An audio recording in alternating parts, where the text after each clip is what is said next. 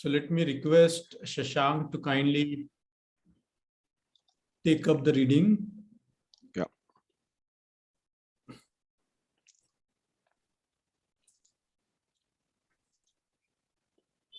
Yeah.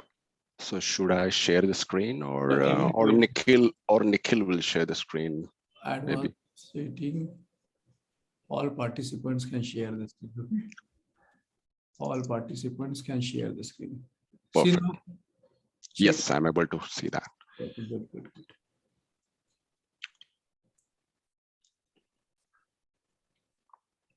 All right.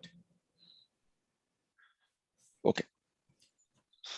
So should I start? Please. Yes. The successor of Manu made the disability of the Shudra in the matter of the study of the Veda into an offense involving dire penalties.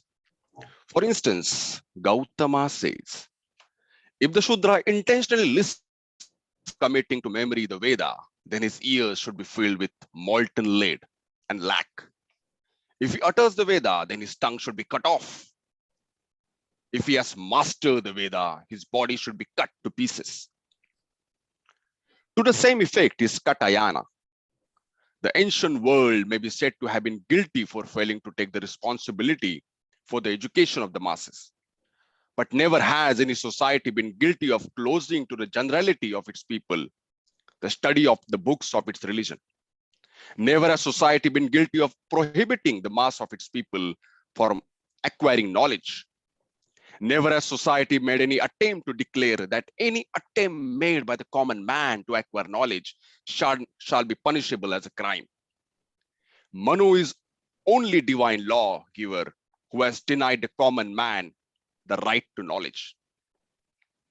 But I cannot wait to dilate upon this. I'm more concerned in showing how the prohibition against the study of the Vedas to the mass of the people came to give rise to illiteracy and ignorance in secular life. The answer is easy. It must be realized that reading and writing have an integral connection with the teaching and the study of the Vedas. Reading and writing were arts necessary for those who were free and privileged to study the Vedas. They were not necessary to those who were not free to do so. In this way, reading and writing became incidental to the study of the Vedas.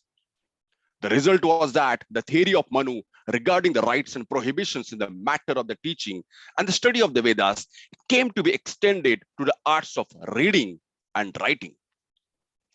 Those who had the right to study the Vedas were accorded the right to read and write. Those who had no right to study the Vedas were deprived of the right to read and write. So that it can be rightly said, according to the law of Manu, reading and writing has become the right of the high class few, and illiteracy has become the destiny of the low class many. Good. Read further. Yeah. Only a step in the process of this analysis will show how Manu, by prohibiting literacy, was responsible for the general ignorance in which masses came to be enveloped. Thus, Hinduism, far from encouraging spread of knowledge, is a gospel of darkness. Taking these facts into consideration, Hinduism is opposed to the condition in which liberty can thrive. It is therefore denial of liberty. Right. So we have been looking at Baba Sahib's take on philosophy of Hinduism in terms of these most cherished values like liberty, equality, and fraternity. And we have seen that how Hinduism denies the equality to the larger mass of the people. And we have now in this section we have seen how Hinduism is the denial of the liberty itself. And Baba Ambedkar has given enough examples for us to ascertain for ourselves as to how this Hinduism is the denial of liberty. I think these paragraphs that we have had studied are self-explanatory and they don't need a lot of explanation. So if anybody is having anything to offer or any comment to make, please go on, else we will go on reading further.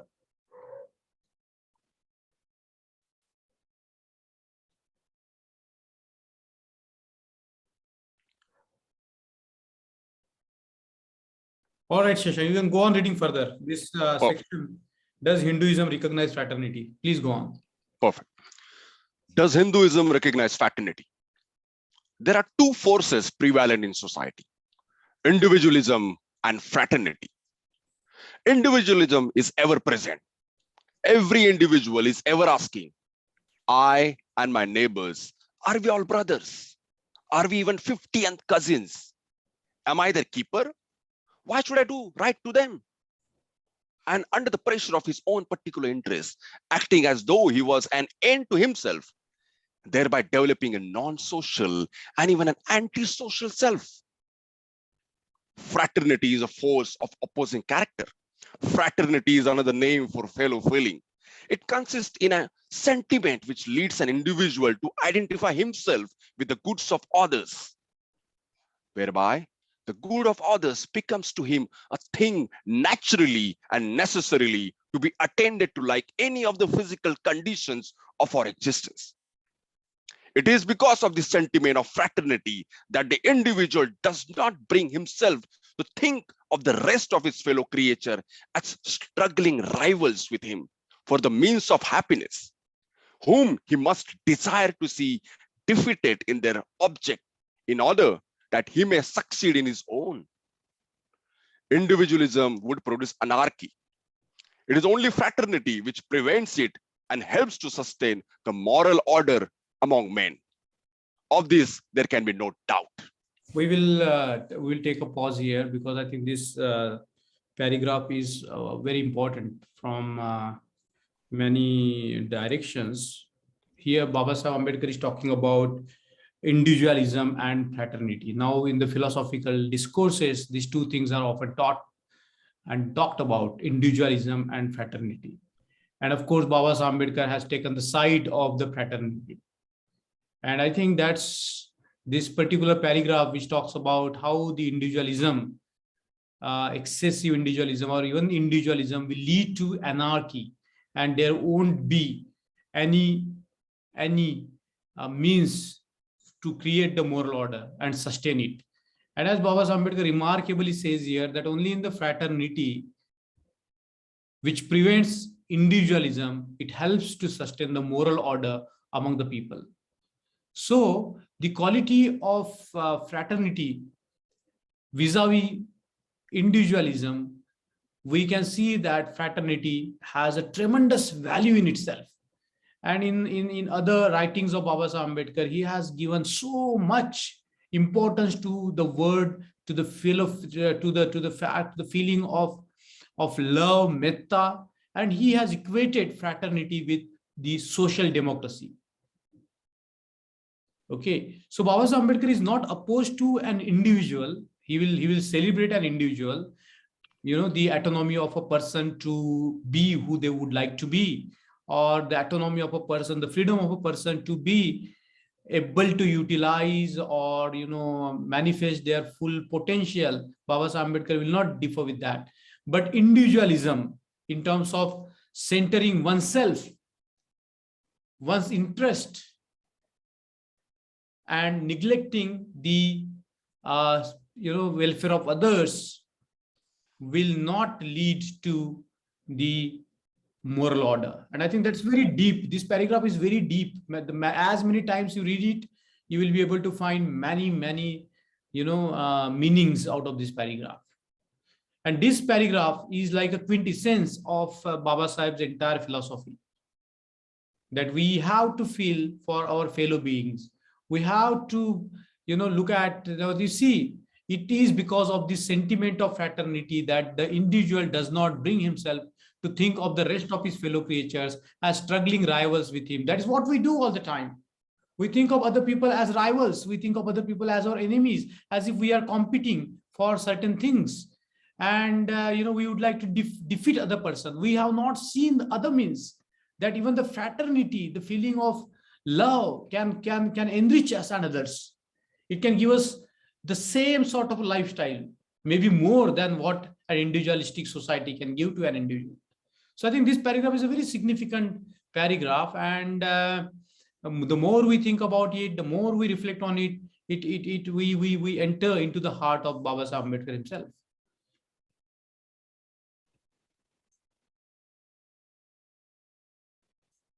So anything there, or should we go on reading? I think we should go on reading. Okay. How does sentiment of fraternity or fellow feeling arise? J.S. Mill says that this sentiment is a natural sentiment. The social state is at once so natural, so necessary, and so habitual to man that, except in some unusual circumstances or by an effort of voluntary abstraction, he never conceived himself other than as a member of a body. And this association is riveted more and more as mankind are further removed from the state of savage independence. Any condition, therefore, which is essential to a state of society becomes more and more an inseparable part of every person's conception of the state of things which is born into and which is the destiny of a human being. Now, society between human beings, except in relation of the master and slave, is manifestly impossible on any other footing than the interest of all are to be consulted. Society between equals can only exist on the understanding that the interests of all are to be regarded equally. And since in all states of civilization, every person except an absolute monarch has equals, everyone is obliged to live on these terms with somebody. And in every age, some advance is made towards a state in which it will be impossible to live permanently on other terms with anybody. In this way, people grow up unable to conceive as possible to them a state of total disregard of other people's interest. Does this sentiment of fellow feeling find a place among the Hindus? The following facts throw a flood of light on this question. The first fact that strikes one is the number of castes. Nobody has made an exact computation of the number, but it is estimated that total is not less than 2,000. It might be 3,000. This is not the only distressing aspect of this fact. There are others. Castes are divided into subcastes. The number is legion. The total population of the Brahmin caste is about 1.5 crore. But there are 1,886 subcastes of the Brahmin caste. In the Punjab alone, the Saraswat Brahmins of the province of Punjab are divided into 469 subcastes. The castes of Punjab are divided into 590 subcastes. One could go on giving figures to show this infinite process of splitting social life into small fragments. The third aspect of this splitting process is the infinitely small fragments into which the castes are split. Some of the Baniya subcastes can count no more than 100 families. They are so interrelated, they find extremely difficult to marry within their caste without transgressing the rules of consanguinity. It is noteworthy what small excuse suffice to bring about this splitting. Equally noteworthy is the hierarchical character of the caste system. Caste form a hierarchy in which one caste is at the top and is the highest, another at the bottom and it is the lowest. And in between there are castes, every one of which at once above some caste and below some caste. The caste system is a system of gradation in which every caste except the highest and the lowest has a priority and precedence over some other caste. How is this precedence or this superiority determined? This order of superiority and inferiority or this insubordination is determined by rules. Number one, which are connected with religious rites. Number two, which are connected with commensality. Religion as a basis of rules of precedence manifests itself in three ways. Firstly, through religious ceremonies. Secondly, through incantations that accompany the religious ceremonies. And thirdly, through the position of priest. Beginning with the ceremony as a source of rules of precedence, it should be noted that the Hindu scriptures prescribe 16 religious ceremonies. Although Those are Hindu ceremonies. Every Hindu caste cannot by right claim to perform all the 16 ceremonies. Few can claim the right to perform all. Some are allowed to perform certain ceremonies. Some are not allowed to perform certain ceremonies. For instance, take the ceremony of Upanayan, wearing of the sacred thread. Some castes can't. Precedents follow this distinction in the matter of right to perform the ceremonies. A caste which can claim to perform all the ceremonies is higher in the status than the caste which has a right to perform a few. The reason I think I'm not stopping is because these paragraphs are self-explanatory, right? Yes. So unless anybody wants any clarification or would like to discuss, please interrupt and make your point, okay?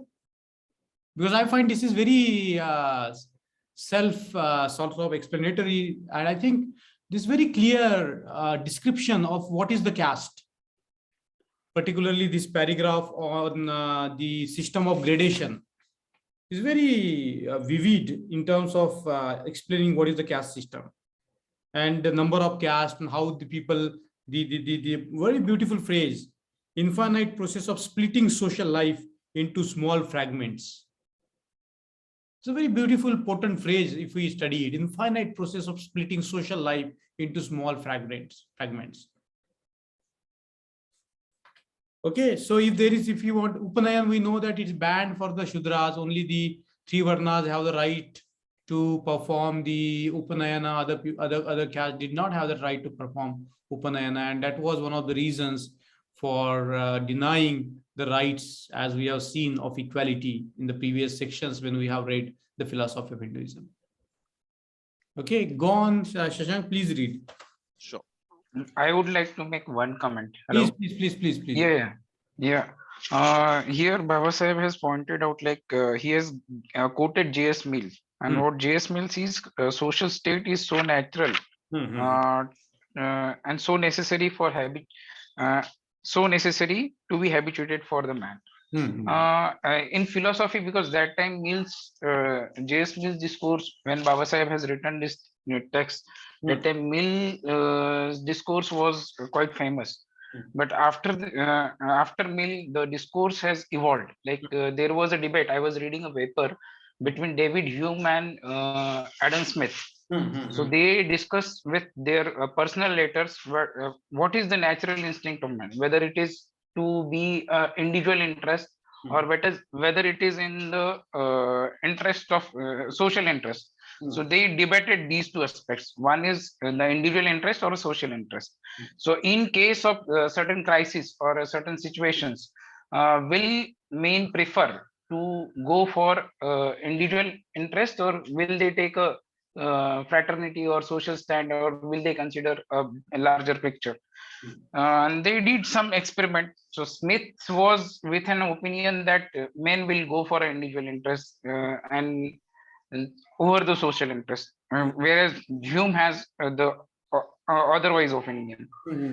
And unfortunately, what has happened in course of history, most of the economic institution and further institution has evolved with Smithian ideas. And that's why we see there is a growing increasing nature of individualism. Baba Sahib has related this with the caste, but I think for us time has come. We need to reflect back in current discourse and debates of individualism and then to reflect to these readings as well. Good point, Vijay. See, actually, here, if you take a Deweyan sort of a view of the nature of human personality, that according to John Dewey, nobody is an atomized individual. We are all interconnected beings, in a sense. We are not independent, isn't it? Like our entire existence depend on others, for example. And our entire life itself is dependent on so many things. So if we are talking on the instinctual level, that might be true that we are trying to pursue our own self-interest. But when we look at the nature of our existence, we know that we are interrelated beings. And at one point of time, John Dewey writes that an individual is a society concentrated. isn't it? So we are actually the reflection of a society, though we think that we are individuals, like independent of others, and we have to cherish our self-interest, that Adam Smithian point of view, so on and so forth. So I think you are right in a sense that we have to really look at these things, because from there, John Dewey says that because of this interdependence, the feeling of fellow being feeling is natural. So the feeling of fraternity is a natural to human being, isn't it? It's a primary feeling for other, because our entire lives are dependent on other people. We experience that when we are born. We are dependent on our mother, as we grow up, on families, on our siblings, on our teachers, friends, the producers, and whatnot. In a sense, farmers, and you see what I'm trying to get it at. So there is a very beautiful discussion on fraternity in Dewey's book, Public and its public and it's something like that. But it's a very profound book that has offered this very beautiful sort of take on it. Public and its Problems, I think the name of the book is Public and Its Problems.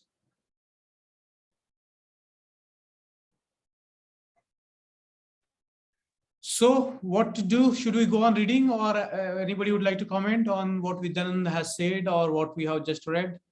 Or should we move ahead?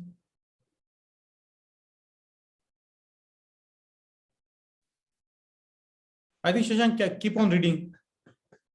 Sure. Turning to the mantras, it is another source for the rules of precedence. According to the Hindu religion, the same ceremony can be performed in two different ways. One, Vedokta.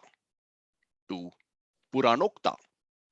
In the Vedokta form, the ceremonies are performed with the mantras, incantations from the Vedas.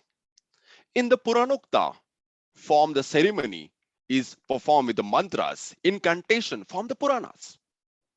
Hindu religion scriptures fall into two distinct categories.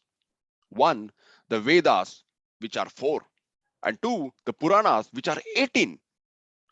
Although they are all respected as scriptures, they do not have the same sanctity.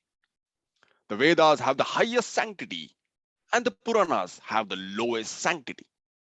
The way the mantras give rise to social precedence will be obvious if it is borne in mind that not every caste is entitled to have one ceremony performed in a Vedokta form. 3 castes may be well claim the right to the performance of one of the 16 ceremonies, but it will be that one of it is entitled to perform it in the Vedokta form, another in the Puranokta form. Precedence goes with the kind of mantra that a caste is entitled to use in the performance of a religious ceremony.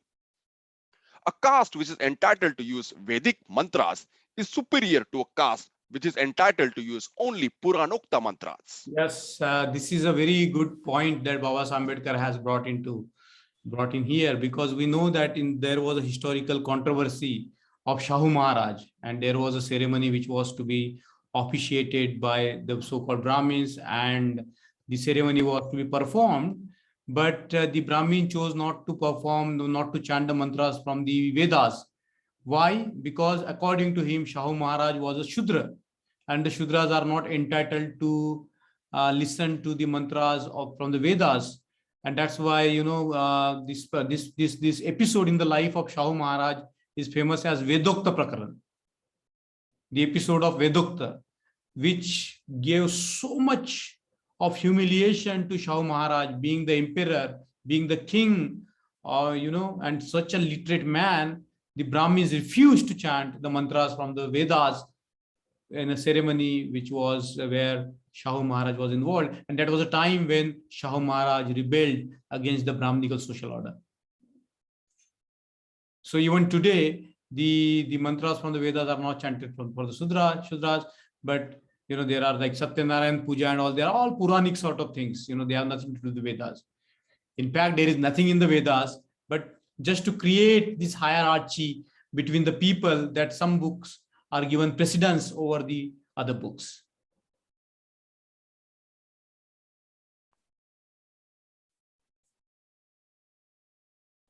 Okay, read on. Yep.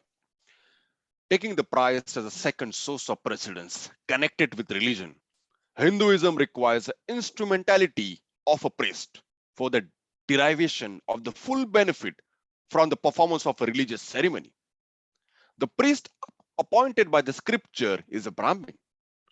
A Brahmin, therefore, is indispensable. But the scriptures do not require that a Brahmin shall accept the invitation of any and every Hindu, irrespective of his caste, to officiate at a religious ceremony.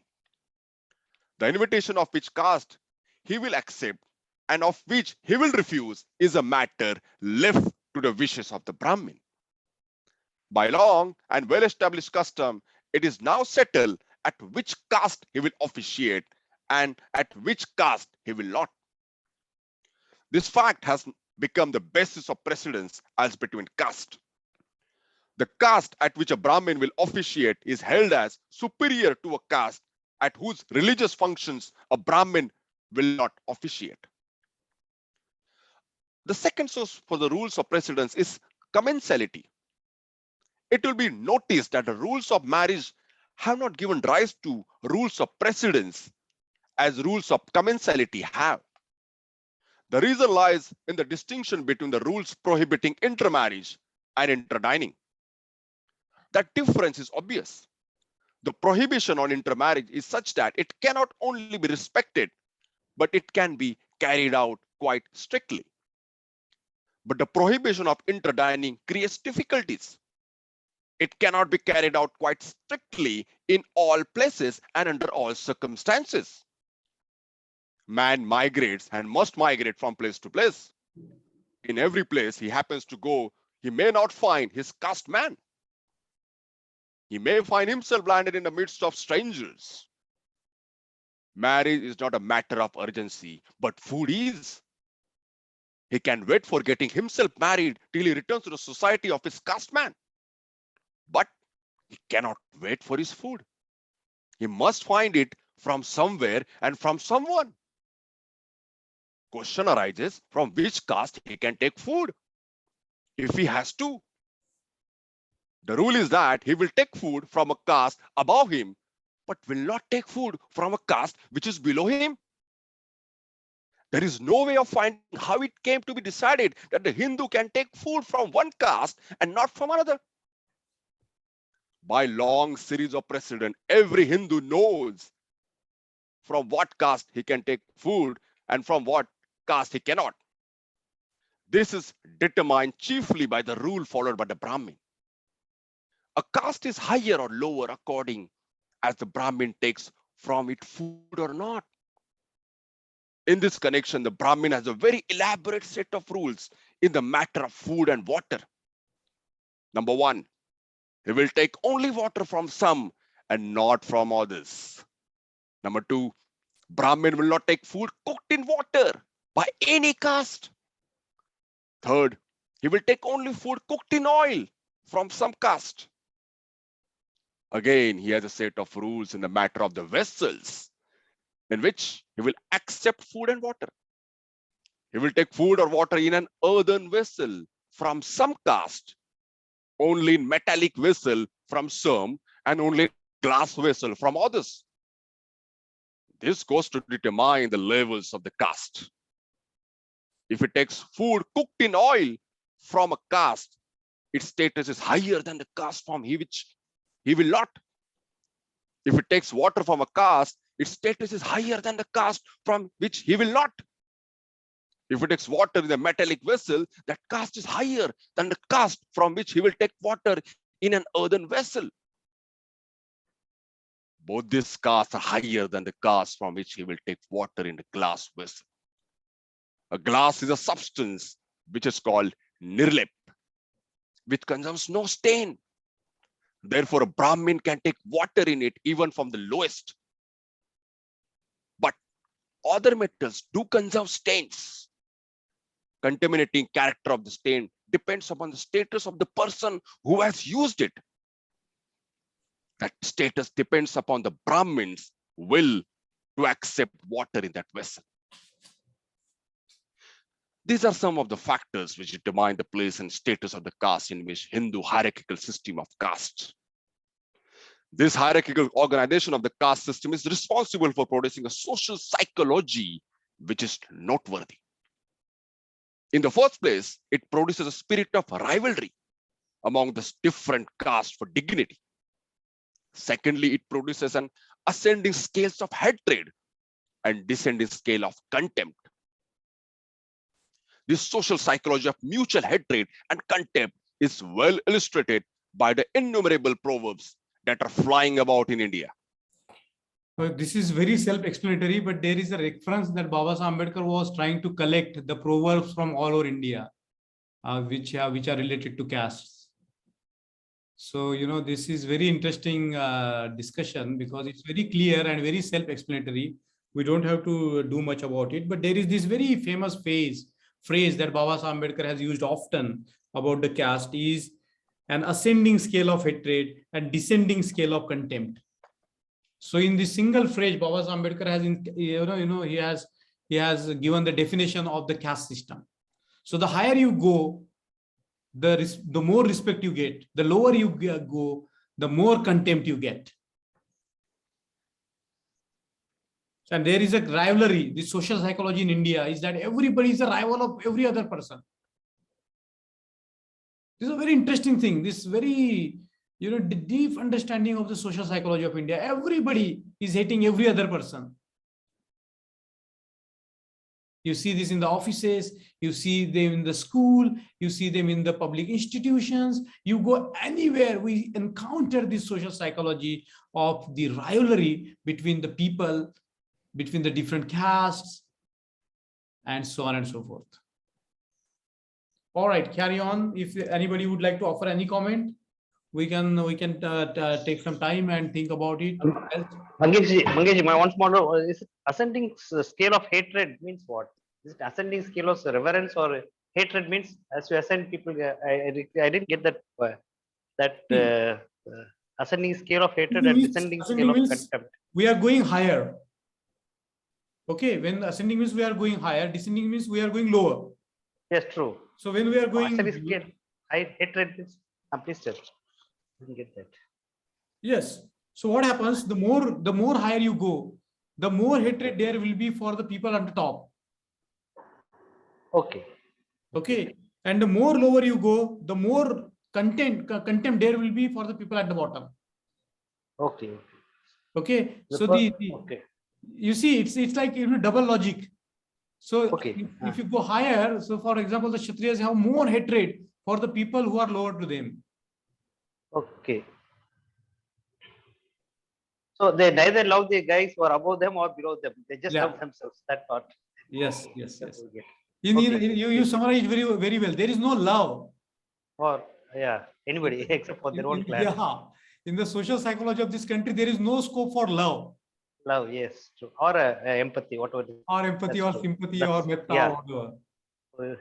That's it. It's only hatred and contempt. Social psychology in India is nothing but hatred and contempt. Yeah. Divide and rule. Yeah. Okay. All right, go on. Sure. So this social psychology of mutual hatred and contempt is well illustrated by the innumerable proverbs that are flying about in India. As examples, I record a few of them. The spirit of hatred and contempt has not only found its place in the proverbs, but it has found its place in Hindu literature also. I refer to a scripture known as Sahyadri Khand. It is one of the Puranas which form a part of the Hindu sacred literature. But its subject matter is totally foreign to the subject matter of other Puranas. It deals with the origin of the different caste. In doing so, it assigns noble origin to other castes, while it assigns to the Brahmin caste the filthiest origin. It was a revenge on Manu. It was worst lampoon on the Brahmins as a caste. The Peshwas very naturally ordered its destruction. Some survived the general destruction. I tried to find this Sahyadri Khanda. I couldn't find. I think we have to get a copy of this Purana, Sahyadri Khanda. Absolutely. It was the revenge on Manu. And the Peshwas in Pune, they destroyed this Sahyadri Khanda. So if anybody gets hold on this particular Purana, let's get it. Yeah, sure. Okay, go on. Yeah.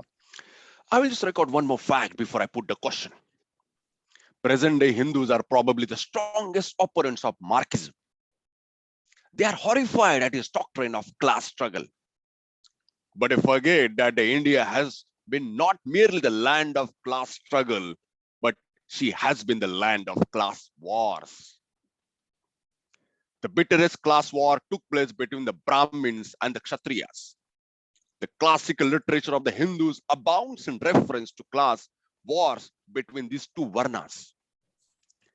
The first recorded conflict was between the Brahmins and the king Vena. Vena was the son of King Anga, the race of Atri, and was born of Sunita, the daughter of Mrityu, death. The son of the daughter of the Kala, death, owing to the 10th derived from his maternal grandfather, threw his duties behind his back and lived in covetousness under the influence of desire. This king established an irreligious system of conduct, transgressing the ordinances of the Veda. He was devoted to lawlessness. In his reign, lived without the study of the sacred books, and the gods had some libations to drink at sacrifices. I, he declared, am the object and the performer of sacrifice, and the sacrifice itself. It is to me that sacrifice should be presented, an oblation offered. This transgressor of the rules of the duty, who arrogated to himself which was not his due, was then addressed by all the great rishis, headed by Marichi. We are about to consecrate ourselves for a ceremony which shall last for many years. Practice not unrighteousness. O Vena, this is not an eternal rule of duty. Thou art in every deed of Prajapati of Atri's race, and thou hast engaged to protect thy subjects. The foolish Vena, ignorant of what was right, laughingly answered those great rishis who had so addressed him. Who but myself is the ordiner of duty, or whom I ought to obey? Who on earth equals me in a sacred knowledge, in prophecy, in austere fervor, in truth? Yea, who are deluded and senseless to know not that I am the source of all beings and duties? Hesitate not to believe that I, if I will, could burn up the earth, or deluge it with water, or close up heaven and earth. When winged to his delusion and arrogance, Vena could not govern. Then the mighty rishis become incensed, seized the vigorous and struggling king, nipped his left thigh. From this thigh, so rubbed, was produced a black man, very short in stature, who being alarmed, stood with joined hands. Seeing that he was agitated, Atri said to him, sit down, Nishada. He became the founder of the race of the Nishadas, and also the progenitor of the Hivaras, fisherman, who sprang from the corruption of Vena. So two were produced from him, the other inhabitants of the Vindhya range, the Tukaras and the Tumbaras, who are prone to lawlessness. Then the mighty sages, excited and incensed, again rubbed the right hand of Vena, as men do the Arani wood, and from it arose Pritha, responded in body and glowing like the manifested Agni. The son of Vena, Pritha, then with joined hands addressed the great rishis. A very slender of understanding for pursuing the principle of duty has been given to me by nature. Tell me truly how I must employ it. Doubt not that I shall perform whatever thou shalt declare to me as my duty and its object. Then those gods and great rishis said to him, whatever duty is enjoined, perform it without hesitation, disregarding what thou mayst, like or dislike, looking on all creatures with an equal eye, putting far from thee lust, anger, and cupidity and pride, restrained by the strength of thine arm all those men who sever from the righteousness, having a constant regard to duty, and in thought, act, and word, take upon thyself a continually renew the engagement to protect the terrestrial Brahmin, Veda or Brahmins, and promise that thou will exempt Brahmins from punishment and preserve society from the confusion of caste. The son of Veda then replied to the gods, headed by the rishis, the great Brahmins, the chief of men, shall be reverenced by me.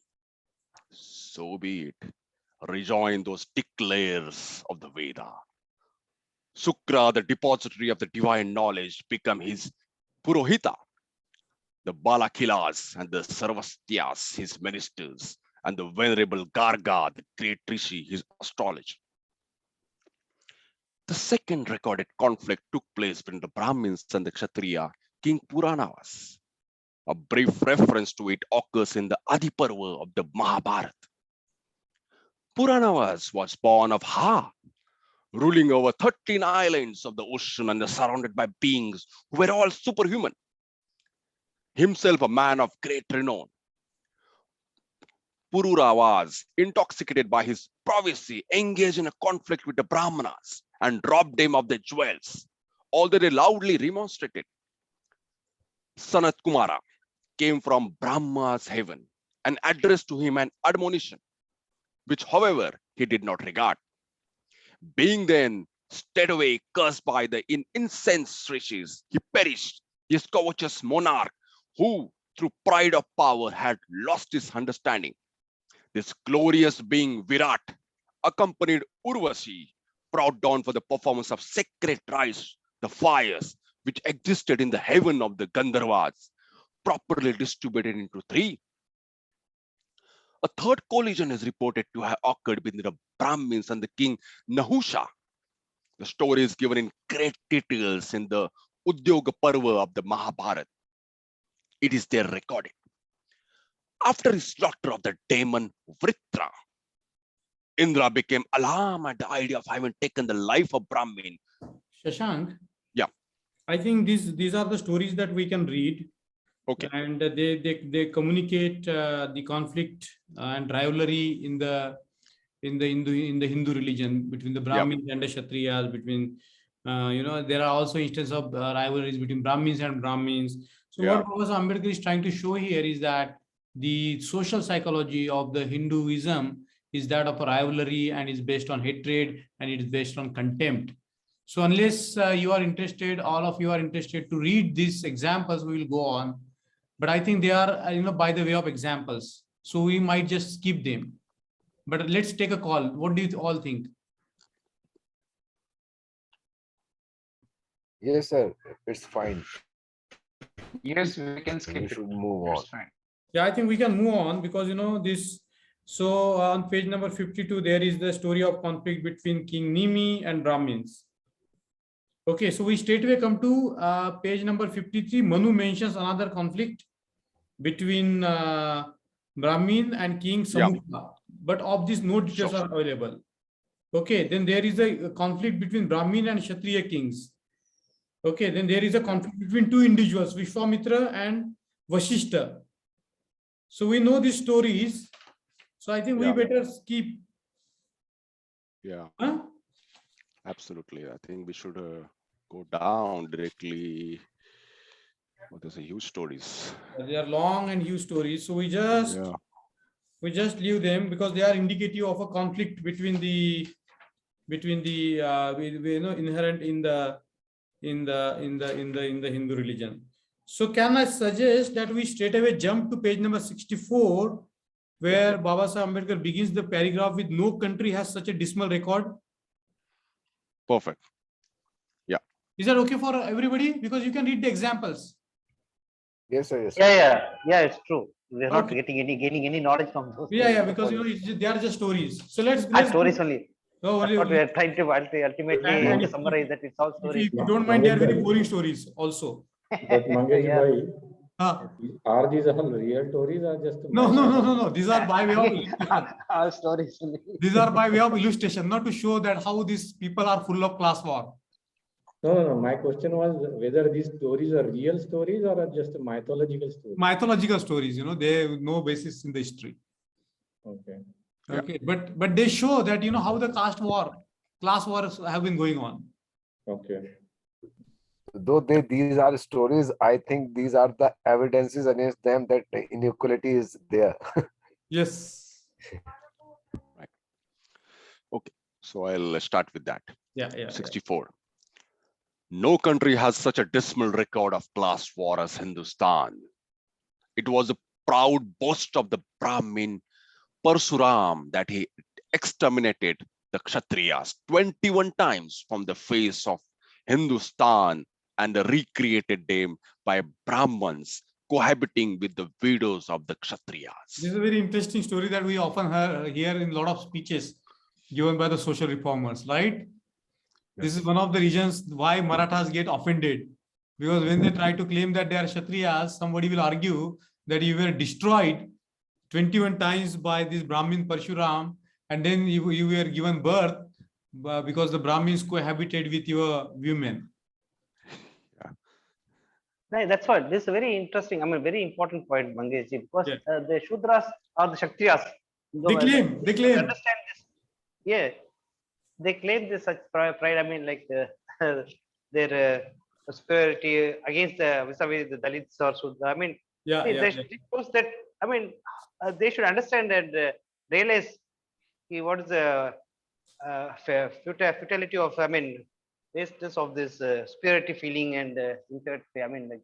They should understand. That's why we have to spread. That's what is the thing is. Instead of we understanding, definitely we are understanding it. Yeah. They should understand and realize and to be more human. That's what. I think Please continue. Even the Bhumihara Brahmins also fall under the same category like the Marathas, right? Everywhere. Bhumihars are Brahmins. Yeah, but I heard that like they are also like from the same category what we talked about is Marathas actually. Yes. But Marathas or Kshatriyas, you are telling? No. No. They claim. They claim that. But they are basically Kunbis, which means they are the cultivating classes. Oh, farming classes. Yeah, Okay. farming classes. Okay, read on. Perfect. It must not be supposed that this class war in India is a matter of ancient history. It has been present all along. Its existence was very much noticeable in Maharashtra during the Maratha rule. It destroyed the Maratha Empire. It must not be supposed that these class wars were like ordinary wars, which are a momentary phenomena, which come and go and which leave no permanent chance to divide the peoples of the different nations. In India, the class war is a permanent phenomena, which is silently but surely working its way. It is a grain in the life, and it has become the genius of the Hindus. I think some of us should collect these phrases. Yeah. They are very, very interesting phrases. They communicate so much. Yeah. So you see this in India, the class war is a permanent phenomena, isn't it? It's silently but surely working its way. It's going on even today. And what is it? It's a grain in the life without which the Hindu life cannot, be lived. And it has become genius of the Hindus. I think this language is very beautifully, worded. Absolutely. Okay, go on. Yeah. This fact. Every Hindu should read this. Every Brahmin or every Hindu, so-called Hindu should read this. I think some of us have to make the quotations out of it. Yeah, Mangesh bhai, I am making that Manu Madness. So it is a very lengthy document. Yeah. I just reached the 3rd volume so far. So there are all 17 volumes. Yeah. Once it is done, I think I will share in the platform. That would be nice. That would be excellent, brother. Great. So, all right. Yeah. These facts, it will not be denied as symptomatic in the sense they indicate health and character. Do they suggest that there is a fraternity among Hindus? In the face of these facts, I'm sure it would be impossible to give an affirmative answer. You see, all these discussions that Baba Sahib Ambedkar had is to prove, because he has this legal mind and he brings evidences to everything he says. So now he is testing the Hindu religion by way of three important values of liberty, equality, and fraternity. And he is showing very conclusively by the way of evidences from their own texts, from their own Shastras, from their own Puranas, as to how the Hindu religion is a denial of liberty, equality, and fraternity. The whole exercise, the previous 5-10 pages were all about showing that there is no fraternity among the Hindus. Okay. Here we would like mention, like say those who forget to read, they fail to read the history. They tend to repeat it. I think like we're trying to repeat the same Hinduism here again. Same. But forgetting our history of how the great Maratha Empire was lost. Exactly. Because of the same principles of Hinduism. Exactly. Very good point. Because of the Hinduism, India became slave. Yes. Because of this caste. See, how much progress we could have made if we had really a brotherhood and a fraternity was there. India would have progressed much better with all India made in the history. India was the leading nation in the history of the world when Ashoka was alive. True. So we have regretted. We have regressed. We have become underdeveloped and fully developed. Yes, they regressed a lot. Yeah, that's what the counter revolution is all about, Velu bhai. Yes. The Buddha's revolution and then the counter revolution. Yes, true. So definitely, we should always read our history to not repeat it again. No. Yes, that's what. That's why we have to understand the history. Definitely. All right, go on. What is the explanation of this absence of fraternity among the Hindus? It is Hinduism and its philosophy that is responsible for it. The sentiment of fraternity, as Mill said, is natural, but it is a plant which grows only where the soil is propitious and the condition for its growth exists.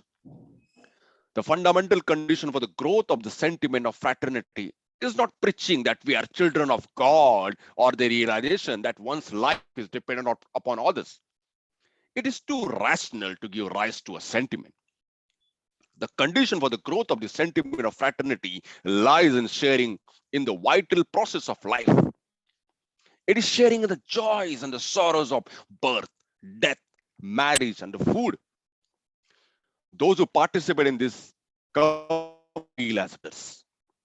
Professor Smith very rightly emphasizes the importance of sharing food as a prime factor in the creation of community feeling when he says, the sacrificial meal was an appropriate expression of the antique ideal of religious life, not merely because it was a social act and in which the god and his worshipper were conceived as a partaking together, but because he has already been said the very act of eating and drinking with a man was a symbol and a confirmation of fellowship and a mutual social obligations. The one expressed in the sacrificial meal is that the god and his worshippers are commensals. But every other point in their mutual relation is included in what this involves. Those who sit at meal together are united for all social effects. Those who do not eat together are aliens to one another. Without fellowship in religion and without reciprocal social duties, there is no sharing among Hindus of joys and sorrows involved in the vital facts of life. Everything is separate and exclusive. The Hindu is separate and exclusive all through his life. A foreigner coming to India will not find men crying Hindu pani, water for Hindus, and Musalman pani, water for Musalmans. He will not find Brahmin coffee houses, Brahmin eating houses, where no Brahmin Hindus can go. He will run Brahmin maternity homes, Maratha maternity homes, and Bhatia maternity homes. Although Brahmins, Marathas, and Bhatiyas are all Hindus. If there is a birth at the house of a Brahmin, no non-Brahmin will be invited, nor will he feel the desire to join. If there is a marriage in the family of a Brahmin, No non-Brahmin will be invited, nor will he feel the desire to join if a Brahmin dies. No non-Brahmin will be invited to join the funeral, nor will he think it necessary to join in the procession. If there is a festivity in the house of a Brahmin, no non-Brahmin will be called, and no non-Brahmin will feel any wrong about it. Joys and sorrows of a one caste are not the joys and sorrows of another. One caste has no concern with other caste. Even charity has come caste bound. Among Hindus, there is no public charity in the sense of its benefit being open to all. You have Brahman charity for Brahmins. Within that, you have Chitpavan Brahman charity for Chitpavan Brahman only. Deshastra Brahmin charity for Deshastra Brahmin only. Karada Brahmin charity for Karada Brahmins only. You have Saraswat Brahmin charity. Within that, you have Kudaleshwar Brahmin charity. One could go on with such instances, add noism to show the exclusive character of Hindu charity. Rather, charity among Hindus, for there is no such thing as Hindu charity. Thus, one Hindu will share nothing with another Hindu while they are alive. But they will be separate and exclusive even when they are dead. Some Hindus bury their dead. Some Hindus burn their dead. But those will not share the same cemetery. Each will appropriate a part of the cemetery to bury its dead. Those who burn will not burn at the same burning place. If they do, each will have a separate funeral pan.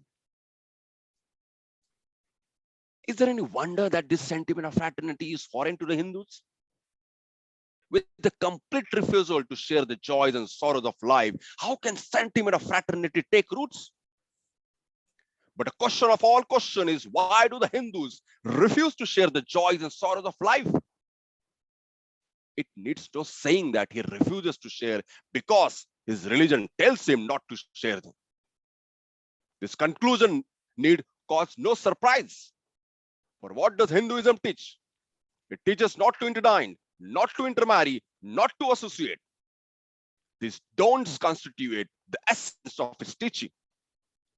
All the shameful I have referred to illustrate the separate and exclusive character of the Hindus is a direct outcome of this philosophy of Hinduism. The philosophy of Hinduism is a direct denial of fraternity. This brief analysis of the philosophy of Hinduism from the point of view of the justice reveals in a glaring manner how Hinduism is inimical to equality, antagonistic to liberty, and opposed to fraternity. You see, so this all business of writing such a long paragraph citing the Hindu scriptures and going on elaborating the philosophy of Hinduism, came to a conclusion that Baba Sahib Ambedkar ultimately took this whole, path to arrive at a destination, to prove, to show that from the point of view of justice, philosophy of Hinduism is enemy of equality, is antagonistic to liberty and opposed to fraternity. You see, very beautiful. You see, some students of English language can understand the beauty of it. Inimical to equality. The same word goes on, antagonistic to liberty and opposed to fraternity. So we will read the final paragraph and then we will conclude with discussion, because the final paragraph is very important. Go on. Sure. Fraternity and liberty are really derivative notions. The basic and the fundamental conception are equality and respect for human personality. Fraternity and liberty take their roots in these two fundamental conceptions. Digging further down, it may be said that equality is the original notion and respect for human personality is a reflection of it. So that where equality is denied, everything else may be taken to be denied. In other words, it was enough for me to have shown that there was no equality in Hinduism. But as Hinduism has not been examined so far in the manner I have done, I did not think it's sufficient to leave it to implication that Hinduism was a denial of fraternity and liberty as well. There is one final observation with which I wish to conclude this discussion with the profound observation of Lord Acton. The great Lord says that the inequality has growth as a result of historical circumstances. It has never been adopted as a creed. It is obvious that in making this observation, Lord Acton must have omitted to take note of Hinduism. For in Hinduism, inequality is a religious doctrine adopted and consciously preached as a sacred dogma. It is an official creed, but is ashamed to profess it openly. Inequality for the Hindus is a divinely prescribed way of life as a religious doctrine, and as a prescribed way of life, it has become incarnate in Hindu society and is shaped and molded by it in its thoughts and in its doings.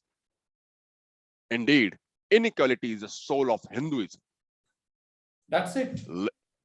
Yeah. That's it. From the point of view of justice, Babasaheb Ambedkar has examined Hindu religion, and he found that it's, as Shashank has highlighted, inequality is the soul of Hinduism. And he says that even if I could have proved that was the case, he didn't have to prove about fraternity and liberty, but he says that because somebody is doing it for the first time, I have to conclusively prove. And he has also proved it that the Hinduism is opposed to fraternity and liberty as well. I think this text gives us a kind of a method to think about not only Hindu religion, but I think any religion as such. And the criteria to judge the religion is the criteria of justice. And we have seen that in the previous discussions, we have seen that the justice is a capsule in which the liberty, equality, and fraternity is already contained. And when Babasaheb Ambedkar has examined Hindu religion from this point of view of liberty, equality, and fraternity, it failed all the tests. That means Hinduism can never give justice. It can never lead to just society. It can never lead to the equal society, because inequality is the soul of Hinduism. And somewhere Babasaheb Ambedkar said that when the castes are destroyed, the Hindu religion is automatically destroyed.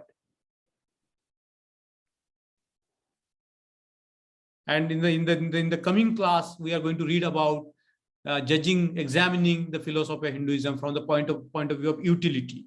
So you see the legal mind of Babasaheb Ambedkar at work here so clearly, so profoundly, that Babasaheb Ambedkar going after the evidences, producing the case, and proving that, this is what it is. All right, then we can discuss it for some time before we end today.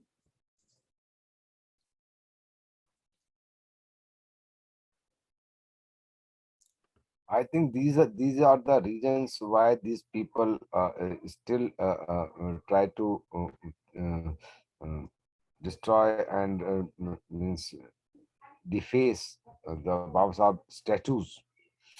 Even they don't like to keep the frame, photographic frame in their homes also. Now it's a beauty of this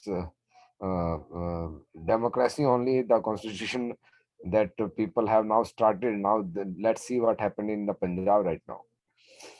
They have announced it that there will be photographs of Babasaheb in each and every government offices. True. Babasaheb statue is the statue of justice. Yes, sir. And they don't need justice. they want to. Yeah, I think that statue should be replaced, whatever we have in the court, that blind lady, that should be replaced with Babasaheb statue, I think. Yes, Vidyanand, Umesh Sir, sorry to interrupt you. Thanks a lot for taking pain in reading these beautiful lines for us and bringing to us. And now it's our duty to make aware each and every one of our community. Actually, we should thank Shashank because he is the container. He is the carrier of that message. He reads very beautifully. Thank you so much, sir. Yes, sir. Yes, sir. Yes, sir. Thanks. Sadhu, sadhu to all. Sadhu, sadhu, sadhu. Yes, This Mahatma. caste system has impacted so badly our national interest that it has entered into other religion also. This is the impact of Hinduism. But Now you this see, Buddhism will rise. inequality is not the soul of other religion. Yeah, yeah, but it has impacted. They impacted, Other but religion. Yeah. nothing is going to happen to them. But inequality is the soul of Hinduism. Yeah. This is more dangerous. It is more dangerous. People have given space in their homes to Buddha's statues and Buddha's photographs, and now the time is to keep the philosophy and follow the philosophy of Buddhism also. Yes. Very true, Mejbhai. Anybody else before we conclude for today?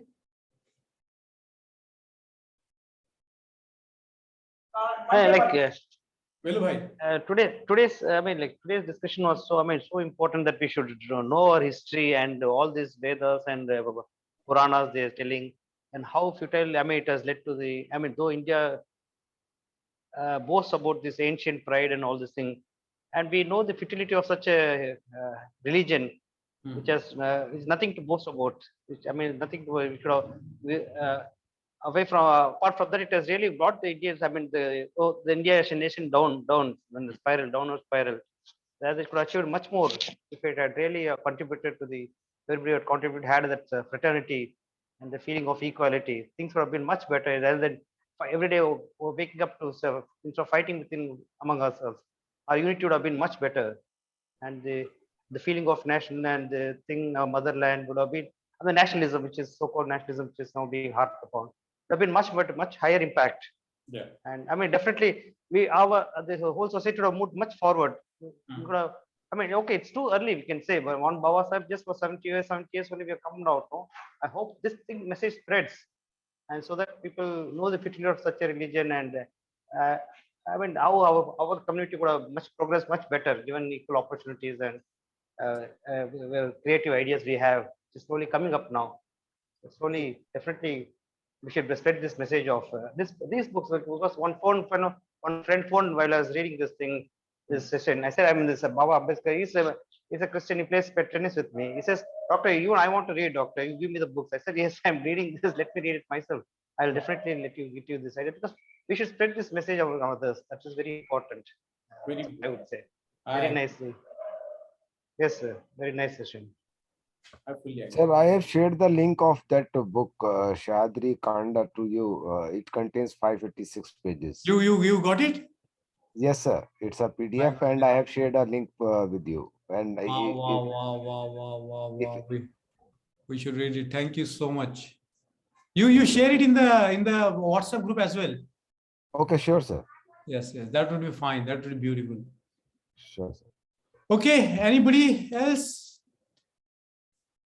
One question. Harsh bhai.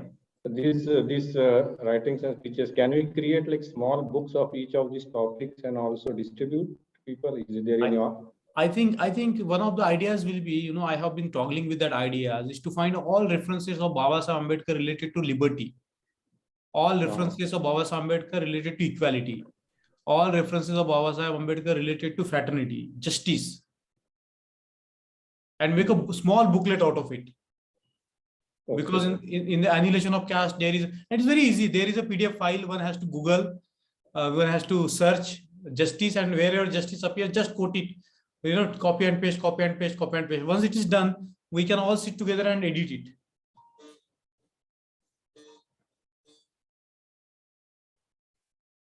Okay.